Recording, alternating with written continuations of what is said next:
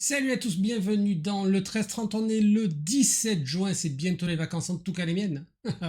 Du coup, on s'approche de la trêve du 13-30, la fin de la saison. On reprendra la rentrée fin août. Mais aujourd'hui, je suis avec Marius Boyau. Comment vas-tu? Ça va et toi, la forme? Ça va plutôt pas mal, ouais. Ouais, parce que c'est bientôt les vacances. Et ça, c'est cool. En plus, hier soir, il y avait l'équipe de France. Ça a plutôt pas trop mal joué en deuxième mi-temps. Donc, c'était pas mal. Mais, on va quand même parler de notre truc, qui sont les bonnes pratiques. 3-4, à chaque fois je le rate celui-là. Les bonnes pratiques UX/UI pour Power BI, n'est-il pas? Yes, je vais vous donner des astuces concernant l'alliance UX et Power BI. Tu peux y aller si tu veux. Ok, bon bah j'espère que vous êtes bien installés. On est parti pour une demi-heure. UX, UI et Power BI, les bonnes pratiques. Alors, pourquoi allier l'UI UX à Power BI? On va l'expliquer. Power BI, donc c'est un outil qui permet de faire des présentations de données, de data. Et en fait, très souvent, c'est moche, c'est difficile à lire, c'est pas forcément clair. Voilà. Donc l'approche UI/UX va permettre d'apporter justement une amélioration à ça, en suivant une pensée partagée par Steve Jobs. Design is not just what it look like and feel like. Design is how it works. Donc l'idée, c'est d'apporter de la fonctionnalité et de l'ergonomie donc à des présentations Power BI. On va parler donc dans un premier temps de la définition de l'UX, qui est l'expérience utilisateur. Ensuite, l'UI, l'interface utilisateur. La complémentarité entre les deux. Mhm. Les problèmes fréquents rencontrés sur Power BI et donc finalement les bonnes pratiques data visuelle orientées UX/UI qu'on peut apporter à des présentations Power BI. Alors d'abord, la définition excusez-moi, j'ai un petit truc qui me gêne. La définition de l'UX, l'UX, donc c'est l'expérience utilisateur. Donc c'est tout ce qui concerne la qualité de l'expérience de l'utilisateur dans un environnement numérique. Donc les objectifs sont simples, donc que ce soit facile d'usage, fluide, sans frein, voilà, et efficace, qu'on aille droit au but. L'expérience utilisateur, c'est tout ce qui concerne l'ergonomie, tout ce qui se concerne faire en sorte qu'un utilisateur arrive à son objectif rapidement. Voilà, telle ou telle fonctionnalité, qu'elle soit claire, compréhensible directement par l'utilisateur sans avoir besoin d'une notice, d'une aide ou quoi que ce soit. Ça peut arriver quand même, mais l'aide va être plus par rapport à des notions de métier, plus qu'à véritablement, enfin la plupart des cas aujourd'hui, à une notice, comment utiliser l'outil en question, Mhm. dans certains cas. Donc ça, c'est l'UX. L'UX, expérience utilisateur.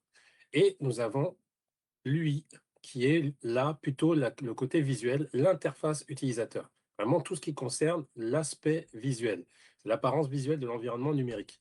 Donc là aussi, on a trois objectifs à atteindre, la clarté, la lisibilité et la cohérence.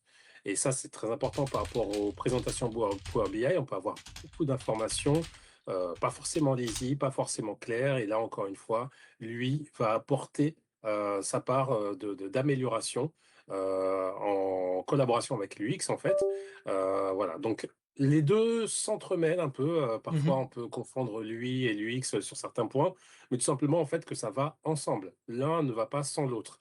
Et surtout, l'UI est au service de l'UX. L'aspect visuel est au service de l'ergonomie, de l'expérience utilisateur. Alors donc, j'ai un peu avancé là-dessus, hein, c'est donc la complémentarité entre les deux. L'aspect visuel est au service d'une bonne expérience utilisateur, c'est que voilà, l'aspect visuel n'est pas cosmétique. Elle n'est pas là pour faire beau, voilà. Bien évidemment, le but c'est que ce soit agréable à voir, mais en vérité, le but est que ce soit au service de la clarté, de l'information, de la navigation, de la compréhension. Voilà, donc en fait, tous les choix visuels qui ont été faits pour un- un outil digital ont été pensés pour que l'utilisateur puisse naviguer sans avoir besoin d'une formation, que ça le guide vers les informations importantes et aussi que ça ne surcharge pas en termes d'informations, ça c'est très important. Aujourd'hui, on perd très vite notre attention. Voilà, en 3 secondes, il faut qu'on puisse savoir où on est, quel est l'objectif, et voilà, l'UX allié à lui va permettre donc de faciliter tout ça. Ok. Les problèmes fréquents rencontrés en Power BI, donc j'en ai cité quelques-uns, un petit peu, mais précisément, il y a souvent, donc la première chose, trop de filtres en même temps. Voilà, on ne sait pas trop en fait lesquels actionner pour arriver à son objectif. Des graphiques qui sont souvent trop complexes, qui sont un peu assez niche comme graphiques à utiliser et qui, dans certains cas, c'est pas les bons. Il faut pas utiliser ceci pour voilà. Les couleurs sans signification ou en trop grand nombre, encore une fois, on va l'expliquer, c'est par rapport à lui. L'absence de logique dans la navigation, des pages qui ne soient pas liées, du through confus. Voilà, une navigation, il faut qu'il y ait un peu une espèce de narration, un peu, un terme que j'aime utiliser, un storytelling, voilà, une espèce d'étape dans la navigation, enfin dans l'exploration des informations dans le Power BI. Il faut qu'il y ait un sens, un peu. Donc des Mhm. priorités, une hiérarchie, voilà. Et qu'elle soit clairement comprise, cette hiérarchie, au niveau visuel. Voilà. Donc, par exemple, je vais vous montrer là ici un des problèmes fréquents en Power BI. Trop de couleurs, c'est un Ouais. sapin de Noël, il y en a partout, ça va dans tous les sens et on ne sait pas pourquoi. Si je vous pose la question, en fait, qu'est-ce que ça signifie en design, le vert? Pour la plupart, vous le savez instinctivement, sans même avoir eu de formation de graphisme, le vert, en général, c'est positif. C'est positif, Mhm. c'est une action, voilà, réussie, success, en général. Enfin, même pas en général, c'est admis, c'est un des codes admis. Et le rouge, c'est négatif, c'est destructif, c'est voilà. Donc maintenant, là, on a quelqu'un qui a fait un Power BI en se disant, bon, j'ai la couleur de Tesla, bon, très bien, bah, je vais mettre, je dois présenter Tesla dans mon Power BI, je vais utiliser sa couleur dans mes graphiques. Seulement là, c'est un peu confus. Ça se mélange entre des informations concernant Tesla ou alors des informations négatives, par exemple une Mhm. baisse de vente, ce genre de choses. Donc là, en fait, il faut un peu, faut mieux distinguer ce genre d'informations-là.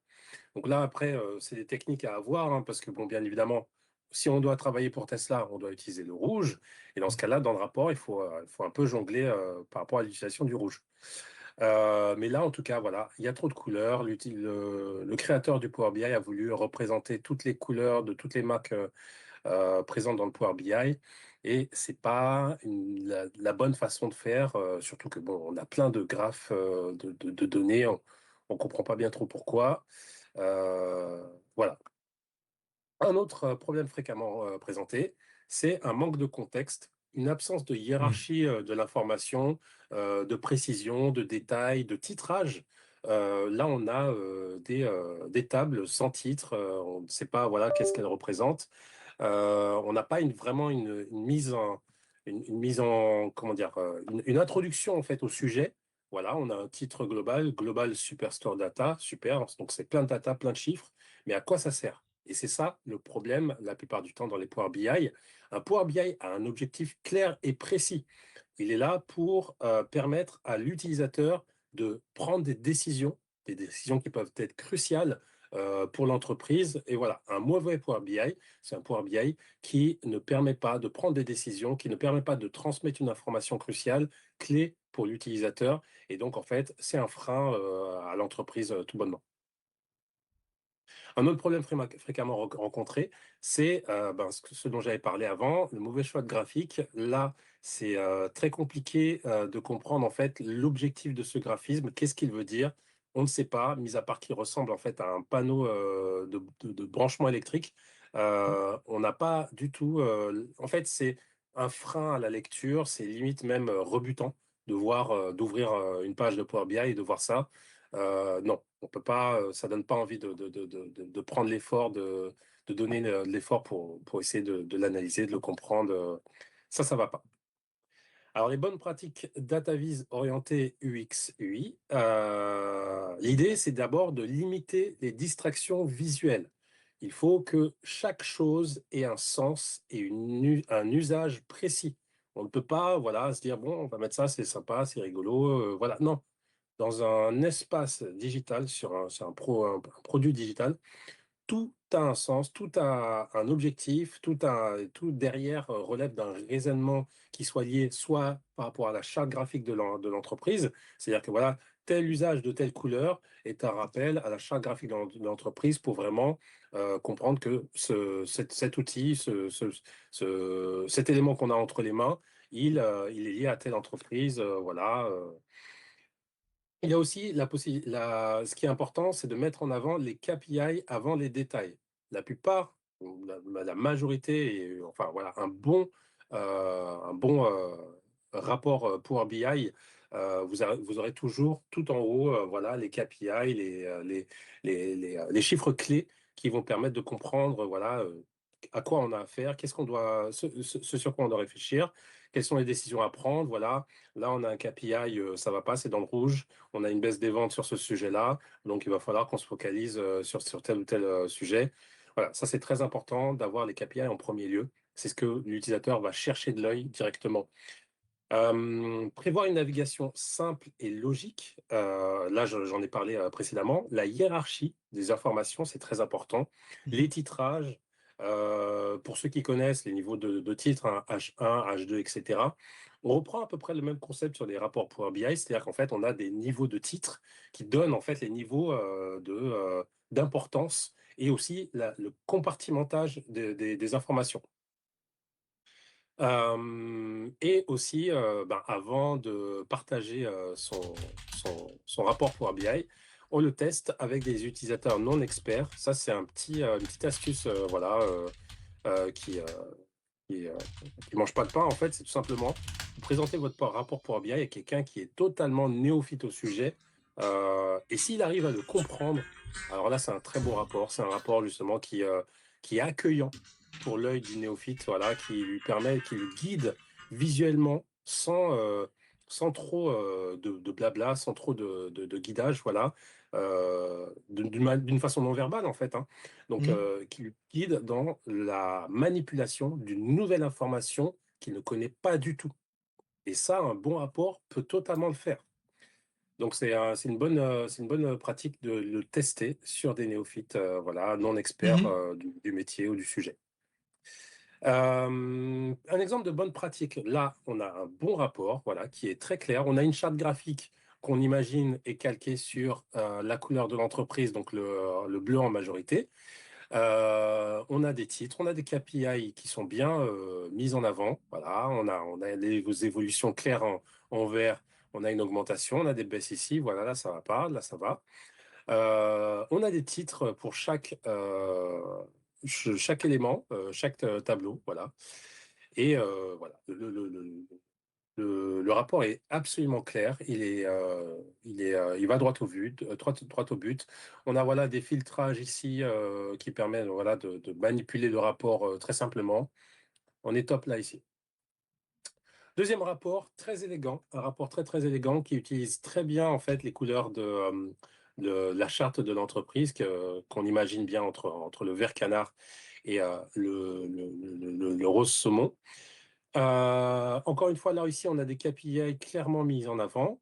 On a une navigation claire avec un accueil sur le dashboard.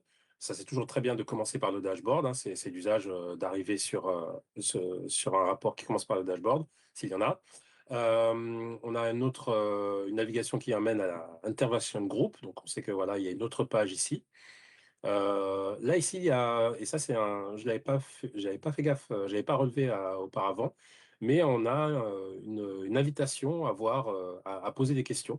En tout cas, on a plutôt à aller consulter un tutoriel, voilà. Donc, c'est vrai que dans certains cas, il peut y avoir des tutoriels qui permettent d'afficher, par exemple, des tooltips en survol sur certains éléments pour savoir, voilà, comment ce montant a été calculé, comment, voilà, tel élément a été mis en avant par rapport à un autre. Ça, c'est souvent de l'ordre plus du métier que de la manipulation du rapport.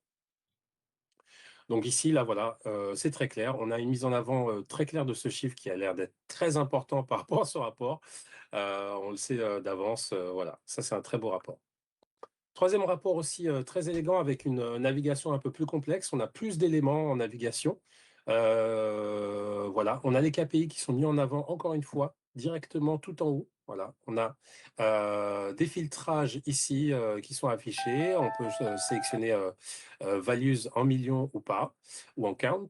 On a un menu de filtrage qui doit s'ouvrir apparemment en cliquant dessus.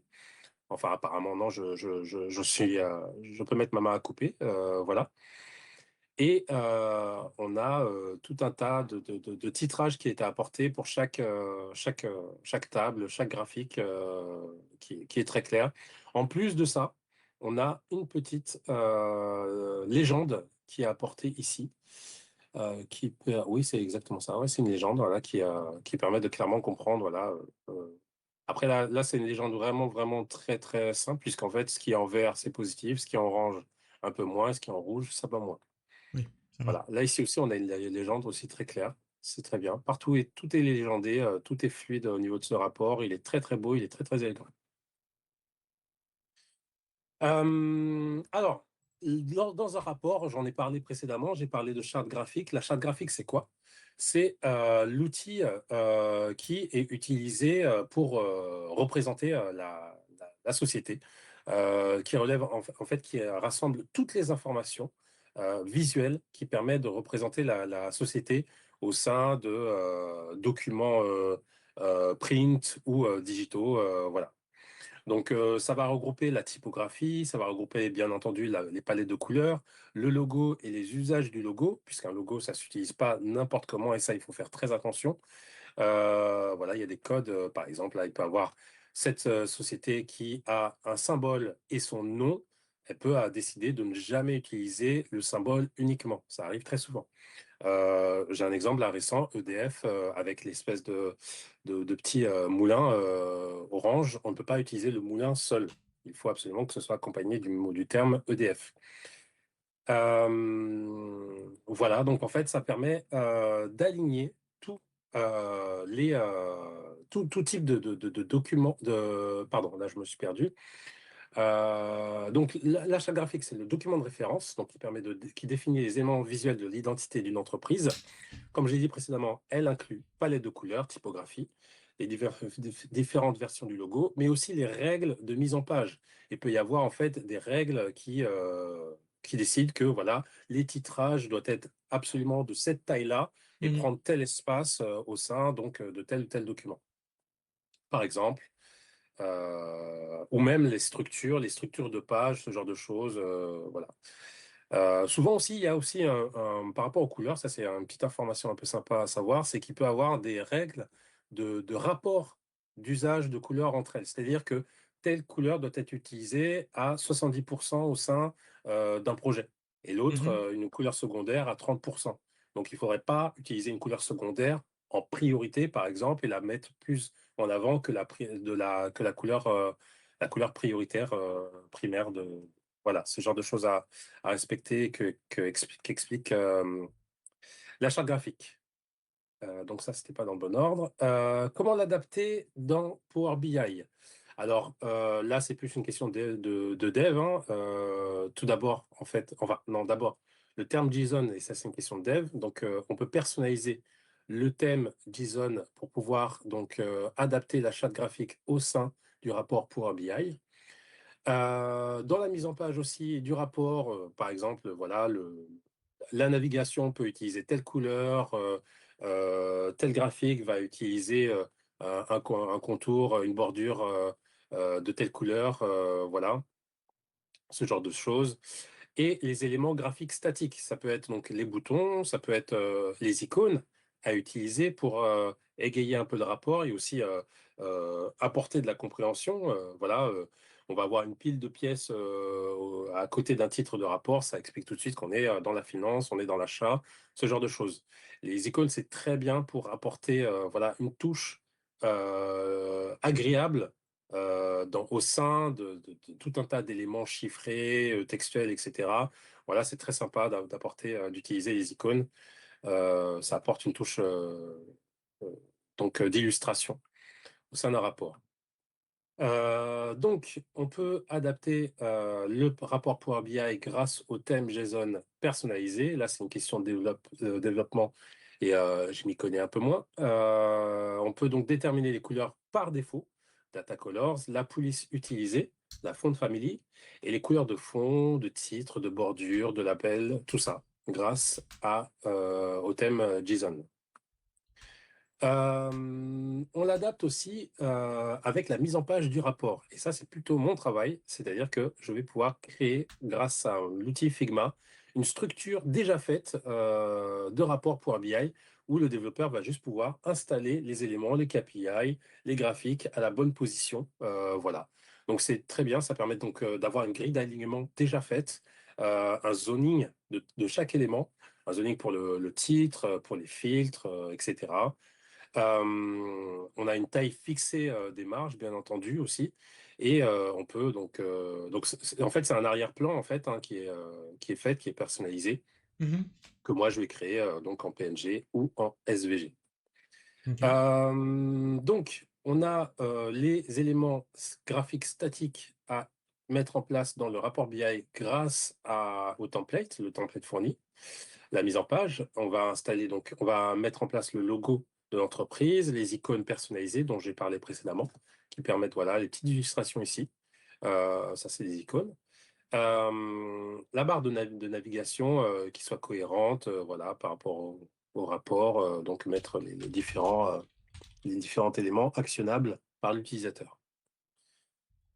Donc, pourquoi utiliser un template? Le template, ce qui est sympa, c'est qu'en fait, il est fixé, on a la charte qui est déjà intégrée, on n'a pas besoin de se prendre la tête à se dire, ouais, voilà, bon, le fond, il doit être de telle couleur, il doit changer, etc.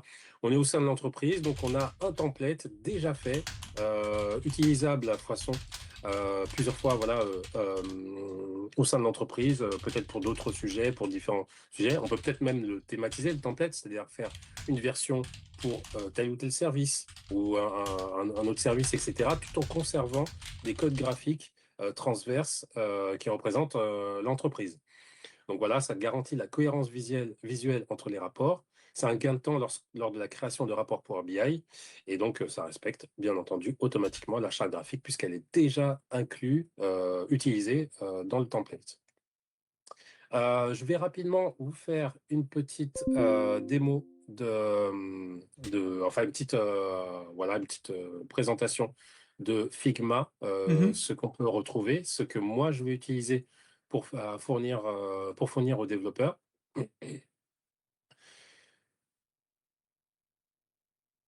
Donc, le Figma, là ici, donc on a deux choses. On a le rapport terminé et on a le rapport, la version template du rapport. Ouais. Donc là, on a la structure, on a la zone qui correspond à la navigation. Là, on Mhm. va mettre en place ici donc le logo de l'entreprise, le titre.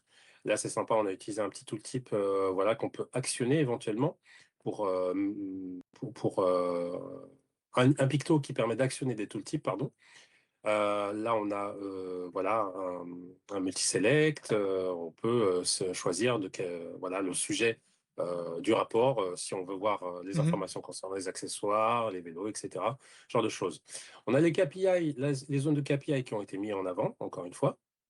Donc avec des petits pictos sympas, en rouge, les évolutions négatives, les évolutions positives en vert, voilà. On a des tables, des graphiques où on peut aussi sélectionner en fait si on veut présenter soit par sales, soit par quantité, là ici par mois ou par quarter. Mhm. On a un autre type de graphique ici, et voilà. Donc ça, c'est ce que je vais fournir aux développeurs pour qu'ils puissent faire le rapport Power BI. Et voilà. Donc là, par exemple, là, on peut voir un tooltip qui a été actionné, qui permet de Ouais. voir plus d'informations. Voilà, donc ça, c'est sympa. Là, on a une page intérieure dans le rapport euh, qui correspond à... Je ne sais pas d'ailleurs. Je vois pas en fait le lien. Bon, mais en tout cas, voilà, on peut avoir ce genre de page intérieure qui peut, voilà, lorsqu'on navigue dans le rapport, pour aller un peu plus dans les détails. Mhm. Donc voilà, petite information pour les développeurs qui seraient ici. Si par exemple vous recevez un Figma, il y a une chose qui est super sympa avec le Figma, même avec un compte gratuit, c'est que vous pouvez récupérer dans le Figma absolument tous les éléments qui y figurent.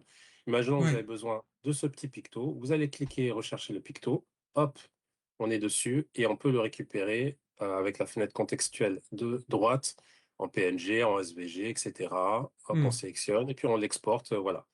Donc ça, c'est super pratique. Vous pouvez aussi récupérer des informations concernant le rapport, là, récupérer la couleur de tel ou tel bouton, de telle Hmm. ou telle zone, voilà, ouais.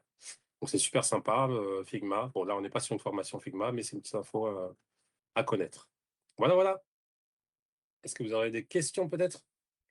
Nous n'avons pas de questions, mais je Ok. vais pouvoir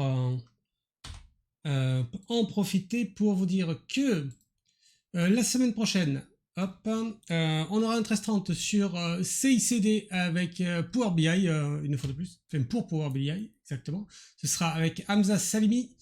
Et la semaine suivante, au 1er juillet, ce sera le dernier 1330 de la saison. On va parler d'un agent IA RAG avec Semantic Kernel, et ce sera la suite de l'épisode précédent avec Lionel Dimitrievich. Voilà. Et puis, alors je sais pas si tu es bientôt en vacances, mais je te dis quand même bonnes vacances quand tu y seras, Marius. Et puis à la Merci prochaine Steve, fois. et bonnes vacances à toi aussi. Bonne journée à tous et merci d'avoir assisté à ce 13h30. Salut. Salut!